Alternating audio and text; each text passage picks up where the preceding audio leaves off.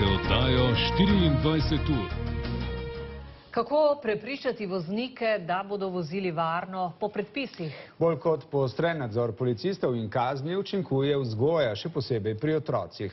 Na Vranskem so tako danes pripravili tako imenovani motošport camp, na katerem so 23 otrok učili pravil varne vožnje. Predavanja gotovo niso bila dolgočasna, saj so mali vozniki na motorjih, kartingih in motokrosih tudi prvič izkusili občutek hitrosti.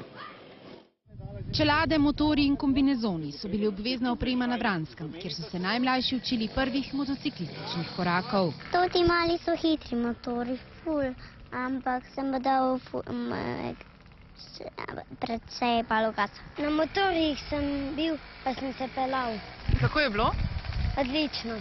Ne samo odlično, nekaterim so se izpolnile čisto prave otroške sanje. Veliko jih je prvič na motorjih, samo zanimanje je zelo veliko, ker to so ene otroške sanje, so vedno bile motor, avto in te stvari in se otroke zelo hitro pritegne do tega. Te je bilo kaj strah, ko si šel na motor? Ne, nisem.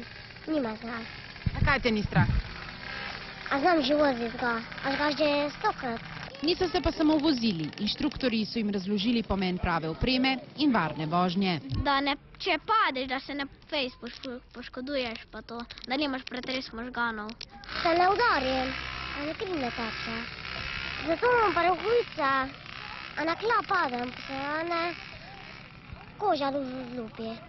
Preizkusili pa so se tudi v čisto posebni panogi, trial. Trial je v bistvu taka zelo posebna panoga, kjer so motocikli brez sedeža z namenom, da se vse skozi stoji in ravno zaradi tega otroci zelo pospešeno razvijajo koordinacijo. Ni tako težko, pač rabiš malo vaje, pa je to ta.